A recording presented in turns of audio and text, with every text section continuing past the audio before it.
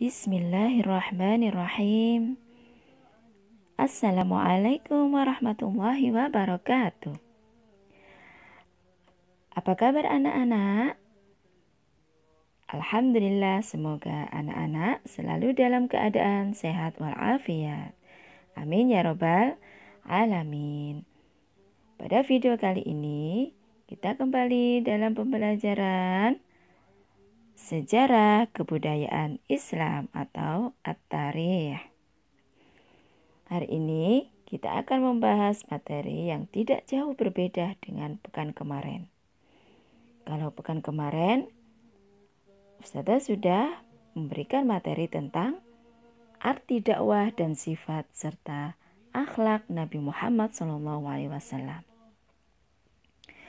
Untuk kali ini, kita akan membahas tentang perjalanan dakwah Nabi Muhammad SAW dan para sahabatnya.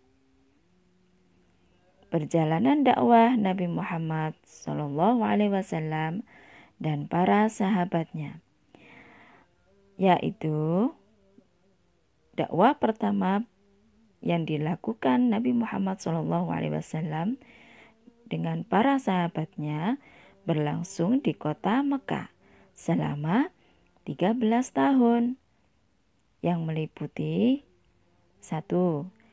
Masa kenabian dan kerasulan Muhammad SAW. Yang kedua, tahapan dakwah sembunyi-sembunyi selama 3 tahun. Yang ketiga, tahapan dakwah terang-terangan dari permulaan tahun kenabian hingga tahun 10 kenabian selama 7 tahun. Yang keempat, dakwah terakhir di kota Mekah dan menuju Madinah. Ustazah akan melanjutkan materi berikutnya ya. Perjalanan dakwah Nabi Muhammad SAW dan para sahabat. Yang pertama, masa kenabian dan kerasulan Muhammad SAW.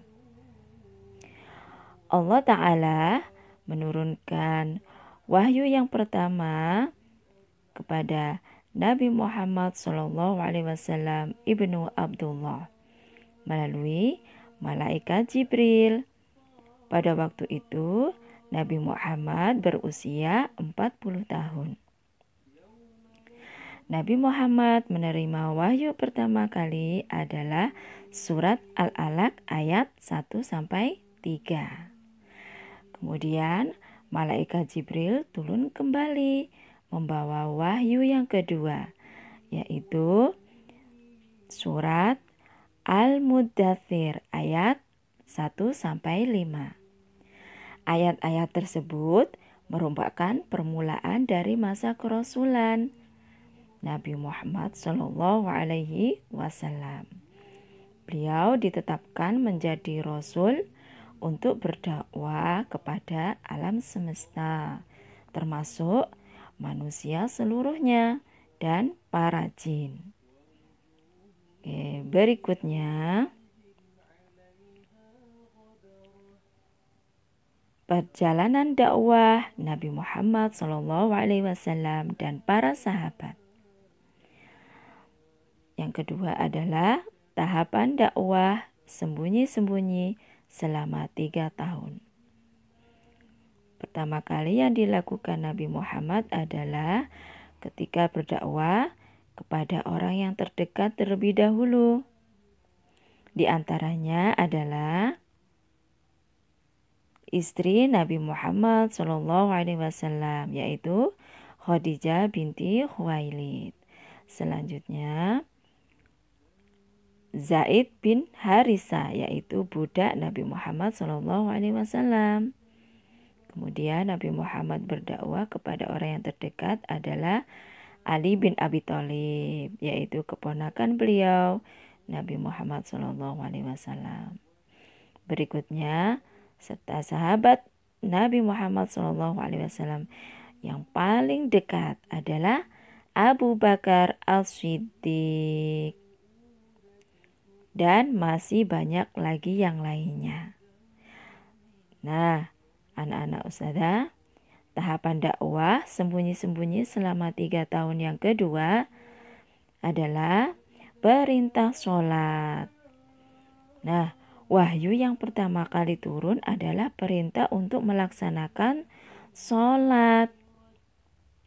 Dakwah yang diajarkan oleh Nabi Muhammad SAW pertama kali adalah tentang sholat.